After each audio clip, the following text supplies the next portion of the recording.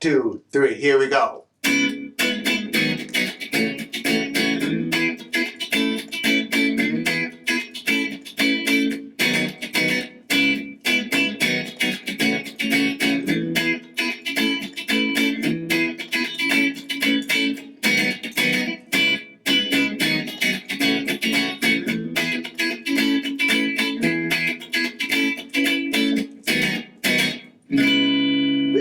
All right. Welcome to Gab and Jam, episode 310. And what are we talking about today? All right, so it's been 5 years since we did an episode like this, but today's episode is What's on Our Bookshelf 2.0. Oh, wow. And what is on our bookshelf? Yeah. So in 2018, episode number 3 for Gab and Jam, we did What's on Our Bookshelf. So this is long overdue.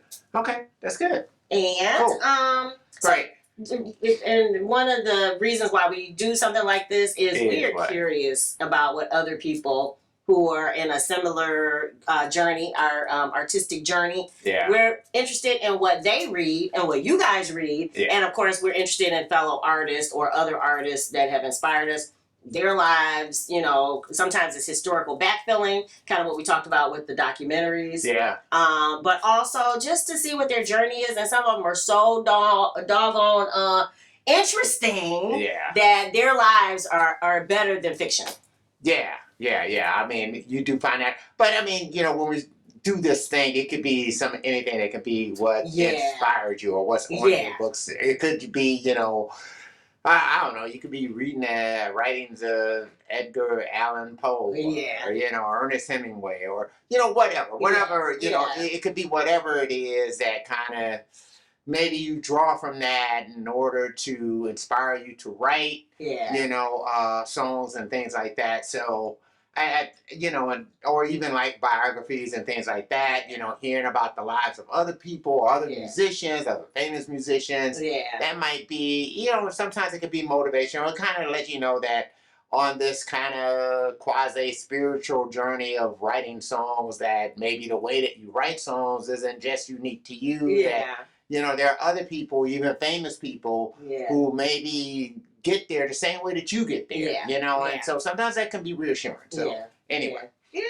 And of course, we always pinch off bits of dialogue, especially when we hear the weird stories. Like one of the books that you're going to talk about is that Sly Stone book has all kinds of interesting stories that actually can help fuel our next bit of art. Yeah, I mean, this is the book. It's Thank You for Letting Me Be Myself Again. If you don't know, this is actually named after one of Sly's songs. So, and Questlove. This is, you know, Questlove is the book imprint that he, you know, this is his book company. He's the publisher. And he did the forward on this. And Questlove is also going to be doing a documentary. That's he's also going to do. And he did something, I think, called The Summer of 1969. Yeah, he did. That was about a concert, I think, that took place in Harlem, New York. Yeah. That Sly and the Family Stone was on. So, Questlove is really good. And, you know, just a bunch of stuff that, you know, he's got a couple of different books that he has written. I made it through one of his books. And this one is a very good one because Sly Stone is, like, for me, one of my earliest inspirations. So, from, you know, I remember being inspired by the Jackson 5. I don't ever remember them not existing. But at the same token, like, you know, once I got out of my Jackson 5 stage at the ripe old age of 9, I heard, you know, Sly Stone, and it was just earth-moving experience for me. Yeah. So. All right, so our categories are loosely, and again, like you said, there's some of everything in here. But biographies and autobiographies, and you actually have Prince has his own subsection in here of I think it's like 4 or 5 books that are all Prince related. Yeah. And the thing that I got from a lot of the Prince biographies that I read is that the man worked every day. Is that he worked on music all the time, regardless of where he was at. That's what he did, just all the time. So I think just recently. they released a box set for Diamonds and Pearls, and the amount of unreleased material that's on there is staggering. Oh, right. It is unbelievable. I would say there's probably close to 30 unreleased songs that's on there. It's a huge amount of unreleased material. Yeah. And that's just for Diamonds and Pearls. Right. So, I mean, and for each record that Prince did, there's like tons and tons of unreleased stuff. Yeah. I think people were saying that, you know, if they actually were able to go through the vault and release stuff, that, you know, he'd have probably enough for 20 or 30 albums. Wow. You know, and that's just indicative of how often. It stands to reason that you have read 4 books, 4 or 5 books. Yeah, and I mean, some books actually just chronicling what Prince was doing in the studio. Right. And the day in the life was Prince in the studio. Yeah. That was pretty much his day in the life. So, yeah. Yeah. All right, and then also there are some inspirational things. I know I have a couple productivity, and then there are a few music business specific types of books on the list. The list has like 20 selections. We, again, will not go through all of them here, but we'll list a few. And then, of course, questions arise as to how we go about reading these books. For you, a lot of them are... I do a lot of audiobooks, so it allows me to do it while I'm doing other things, which is always great, while taking a walk, working out, whatever it might be. So I really like to do it that way, driving the car, whatever it might be. It makes things a lot easier for me to kind of get through it. Before, I would use my Kindle.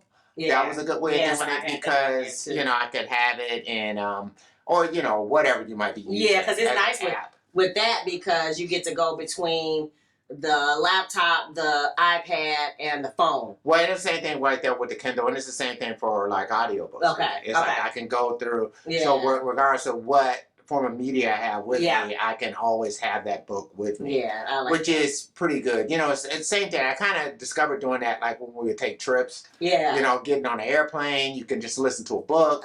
You know, so it's like all of those types of things, you know, it really kind of helps to get through it. The downside, I would say, about audiobooks is going back to specific parts of a book that stands out in your head. Right. You know, so... You know, whereas if it's a Kindle or something like that, you can mark and say, hey, this is the page that, you know, has this good thing. Yeah. Story, right. Yeah. All right. So that is a part that, you know, I do like. Yeah. Yeah, of the audio. Yeah.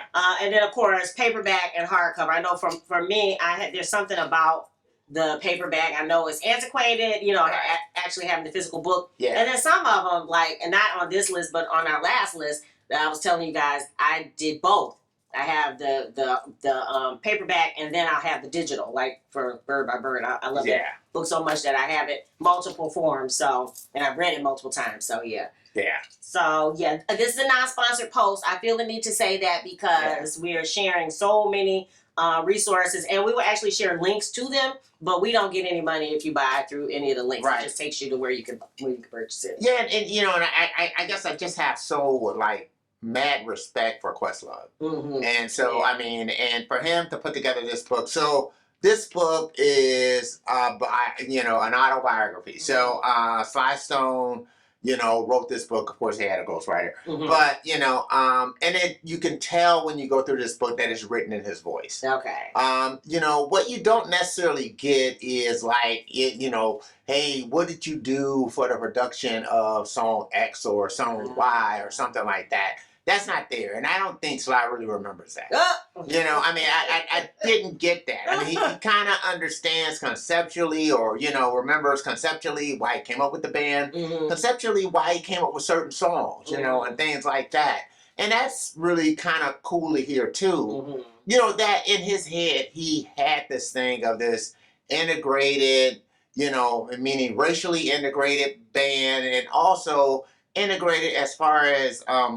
female and male, you know, players, and real players, and that was the other part. Is that you know, Cynthia, you know, his sister Rose on keyboards. These were people. They were good musicians, you know. So I mean, that was the other part of it. It was you know that these were contributing, female members of the band. Yeah. So it meant something as far as the statement it was making at that particular time, you know. So yeah, because that's what they were saying, that Prince was kind of inspired by that combination of band and makeup, and that he kind of modeled the revolution. Off that same type of concept, and you can see that, and then it's sort of like when you listen to the music of Sly Stone, and Larry Graham did something similar. So as far as having female member of the band, having multiracial, that type of thing, and then also with the band doing music that crosses genres, right, and not being necessarily defined by one particular thing, and so it's so, I guess, apropos that Sly Stone and Jimi Hendrix would play Woodstock, this seminal rock and roll event.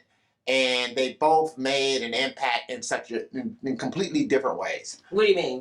Because to me, Sly brought the funk, the gospel, the soul part of, what is, I guess, what would be like the Black experience. He kind of brought that. Whereas Jimi Hendrix brought the blues, he brought the rock, he brought this whole different, component. But, both of them, I think, epitomizes what African Americans had contributed to the music of the 60s. And then of course Richie Havens. Richie Havens, that's right, at the folk part. Yeah, there you go. Because Ricky Havens actually started off, that's the way they kind of had Woodstock set up, where it would be folk, and then the different genres would fall that way. So all right, so I'm just going to list off a few. You already kind of talked about Jimi Hendrix, but A Room Full of Mirrors, Charles Cross. You guys know there's a blog post that is attached to this. So all of the links and all of those things will be in the blog post. So if you want to know more about how to get each book. The second one, Malcolm X, A Life of Reinvention. That was Manning Marable. Yeah. So it's a lot different from the biography of Malcolm X. It gives you a whole different perspective on Malcolm X. So I think it's really a good read for that. All right. The Storyteller, Tales of Life and Music, Dave Grohl. Yeah, that's done in Dave Grohl's first voice. So, I mean, and it's a very interesting book, too, and a very interesting read about, I guess, Dave Grohl's musical journey is a good way to put it. It's not completely like, okay, telling the story from beginning to end like that, as much as it really kind of expresses Dave Grohl's impact, music, the way it impacted his life, and the way it has impacted him as a father. Oh. So it has that actual component built into it. So it's all of these things. So you get this relationship between music and his children.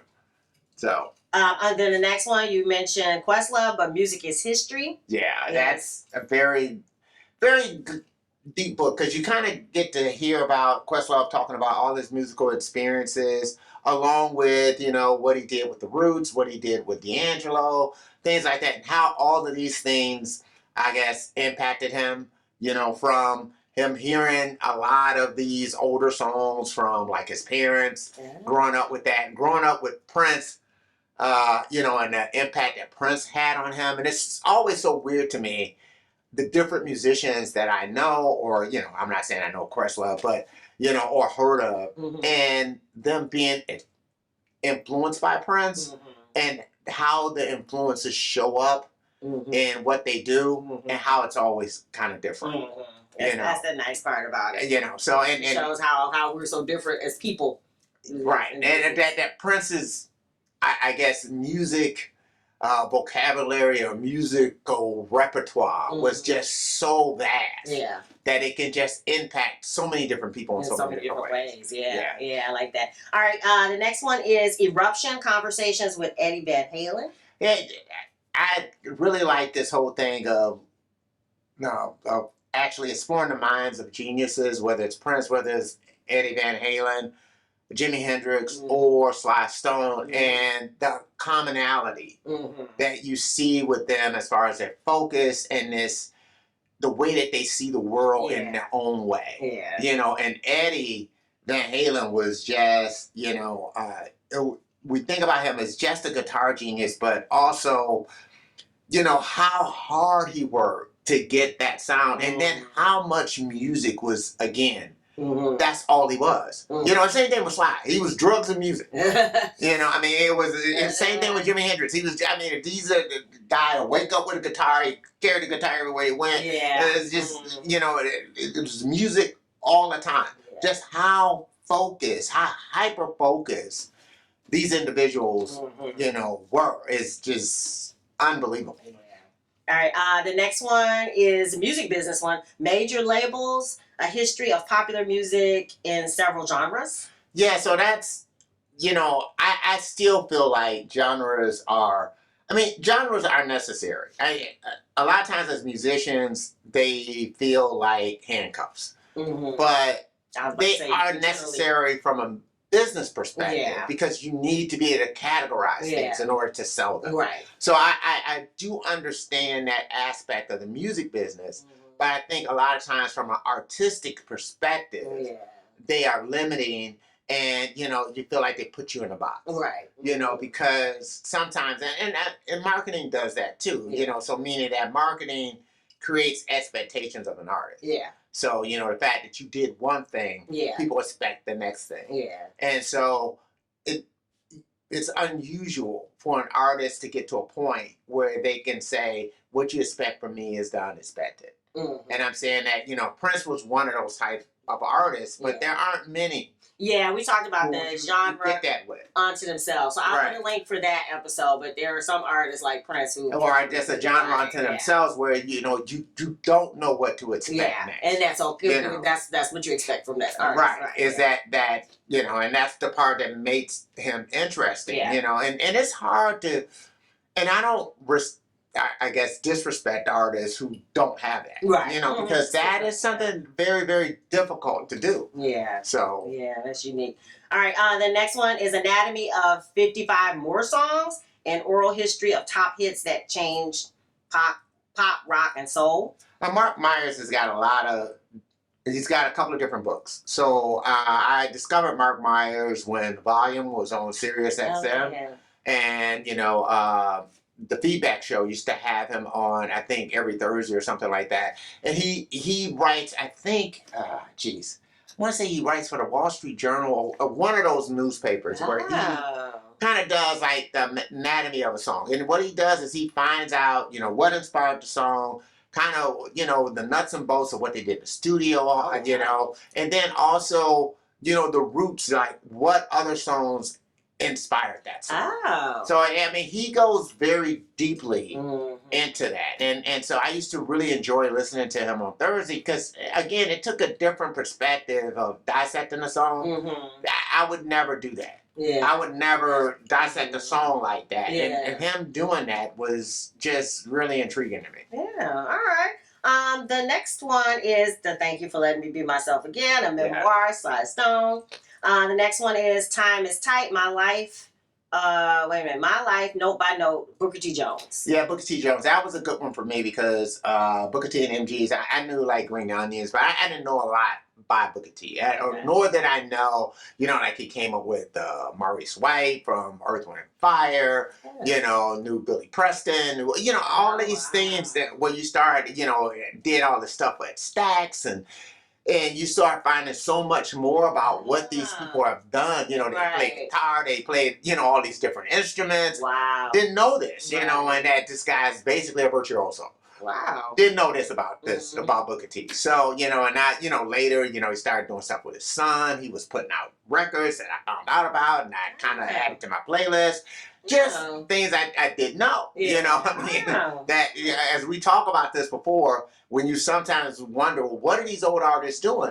A lot of times they're still making music. You know, and you'll be surprised they're still making good music. Yeah. You know, so I mean, it's again, it's one of those type of things for me. It was somebody I'd heard of, and I think I heard about him on Volume 2. And it was sort of like he's talking about this book, and I'm like, it'd be interesting to find out more about this person. Yeah. You know, and it's been a few different artists that, you know, for me that I've done more of a deep dive into. The same thing with Dave Grohl. It's like, I'm not going to say I don't know about the Foo Fighters, but not on that level. Yeah. And it made me kind of go back and start, you know, digging deeper into more of their albums to say, oh, you know, because I always thought they wrote some really good songs. So it was good to kind of just go back and, I guess, refresh myself as to how good the band was. All right, we're starting into our Prince category. Yeah. The Rise of Prince. You could just wrap all those together. Okay, Rise of Prince, 1958, 1988. Dig If You Will, that's one. Dig If You Will, The Picture, Funk, Sex, God, and Genius in the Music of Prince. Nothing Compares to You, An Oral History of Prince. Prince and the Parade, and Sign of the Times, Era Studio Sessions. 5, Prince in the Studio, the exclusive studio stories behind the hits, 1977 to 1994. Yeah. So, any of those Prince books are good, you know. I mean, if you kind of know, like, Prince's backstory and all the rest of that kind of stuff, I mean, there's not much to tell about Prince's backstory, you know, meaning that, you know, his father was a musician, you know, he ended up staying with Andre Simone, who became his first bass player, and, you know, and pretty much after that, you know, ended up getting his record deal, and the rest is history. Yeah. I mean, and so but, you know, the guy was just a musical savant. And I think people are, because he didn't talk a lot, and because he, you know, seemed like kind of private and secretive. Right. I think once he died, and then of course the mystery of now the drug use was introduced basically after he died, so it just made you say, well, what was really going on? Yeah. And I don't know if we know based on these books or not. Yeah. You know. And I think for me, Prince was that guy who kind of married so many aspects of things that I heard growing up in one artist. You know, it's like when I heard I Want to Be Your Lover, you know, in that song, I kind of, you know, because I kind of come up listening to, you know, like slide, rock stuff, Stanley Clarke, all the rest of this stuff. And I hear I Want to Be Your Lover. It's got this riff that almost sounds like a Stanley Clarke riff to it. And it's like Chic too. I you know, hear that. And I'm just hearing all this stuff in this one song, and then later hearing his album, and there's Bambi, there's When We're Dancing Close and Slow with the acoustic guitar and all this stuff, and it's like this guy's doing all this stuff that I heard all together in one. Right. You know, and so for me that's why, you know, I think he's like the seminal influence for me, because it was like, that's it. Right. You know, and this is exactly what I think music should be going. Yeah. You know, that's kind of the way it was. That was kind of how it was for me too, as far as his style. Yeah. Because I'm always interested in how you package it. Yeah. So the style, and then, like you said, the showmanship. Yeah. All the rest of that stuff. Then I heard that Dirty Mind album, and I was like, okay, that's, oh my goodness. Yeah. This is what I'm talking. This is for me. You know, it was that, and then, you know, you add in the Police, and I think I was hooked. I was done. Yeah. You know, so. Drop the mic, huh? Yeah. All right, and now we're getting into the, we'll skip down to the Productivity, Atomic Habits by James Clear. I heard so much about that book. It is really a good book to read, to understand how things stack together, how to do better, how to work smarter, not harder, which is always my new goal. And then add to that. So that's one. 4-Hour Work Week, Tim Ferriss, another book about simplifying so that you can get more time to do the things you want to do. So I love that. And then 3 novels. So we have Blue Shoe, Anne Lamott. You know, she was on my last, the What's on Our Bookshelf before with Bird by Bird. Blue Shoe is her novel, one of her novels. So I finally read one of her novels. Cool. Yeah, I hadn't been ready for it before, but it was nice. It was ready for it. Right? I was ready for it. Yeah, 20 years later, 15 years later. And then The Stationery Shop, a novel. I picked it up in a resale shop for 50 cents. What is that about? It is an Arab love story. Oh. Right. Wow. And I actually added the on Twitter the author Marjan Kamali, and she actually liked my post. Oh, but yeah, but it was I guess an advance. So it's an Arab. So what do you mean? Where does it take place? Does it take place in wherever they are. Saudi Arabia or okay. Yeah. Okay, oh wow. And it made me cry all the way through. But I'm saying it seems to me that it would be almost like a cultural experience. It was, because the foods they were talking about, I had to look up. I didn't know what the heck sumac was. I had to look this stuff up. Right. And all these dishes and stuff. So it was touching. So well, you know, and I think that's almost like vital, especially like where we are today. Yeah. To sometimes see, you know, Arab people as just regular human beings. You know what I mean? Especially here in America. You know, and again, I'm not talking to the rest of the world, but that, you know, that to kind of see that that again, that human connection. That, you know, we all, because sometimes we like to just categorize people, right? Throw them all in one bucket, you know, and it's like, no, as the human diaspora, we are very different, but we have these common things. Yeah, we do, and finally, that essentially make us human. Well, essentially make us human, but it is a lovely book, so I highly recommend it. And then finally, a book I just bought. I heard this woman talking about it on the podcast. She interviewed the author. Christine Colson is the woman's name. One Woman Show. And I thought, oh, as corny as I'm not going to. This woman writes labels for museum displays. So, you know, the little label where it says this year and this is the name of the painting and the author was inspired by. She wrote a whole novel with just these little things. So snippets of this woman's life. And it's just, but her language is so beautiful. That was her constraint. So she's talked a lot about her creative process in that podcast. And that made me, I had to go get the book. I paid the ridiculous high amount to get the hardcover. It had just come out that day. So I went out and bought it, and I'm loving it. Her language, the way she puts words together, I'm already just soaking up some of her lines, and will probably regurgitate them in some shape, form, or fashion in some of the upcoming things that I write. So yeah. Awesome. So yeah. What do you guys think? What's on your bookshelf that you would like to share with us? Please leave it in the comments below, because you know we're always looking for something to enrich our creativity. Don't forget about Slash Down. And don't forget about Slash Down. Oh, and you know we have written our first book, and it's going to be out very soon. So stay tuned. Next episode, we're going to have a special coupon code just for our listeners, our viewers, for our people. So look for that. And what else? I guess we don't even need because now we got the t-shirts on. We do. Yeah. We so got Obtanium Flow. Yeah. So we'll be dropping the whole album soon. December 1st. Okay. At 7 p.m. live stream. Yeah. And we have t-shirts. So we got Retro Flow. Yeah. And we got the Clouds t-shirt. We'll have the links below so that you can avail yourself of these lovely t-shirts. And we've had 6 singles? 6 singles. Okay. And you guys know we've been on over 250 playlists. Oh. So we love it for this. We've been doing a really big push for this album. And so far the results have been lovely. We were just featured in the Venezuelan vlog. So, you know, I'll throw the links below. Yeah. But yeah, so we're loving it. If you dig the vibe and you want to be a part of the tribe, be sure to subscribe. We're wishing you love, peace, and chicken grease.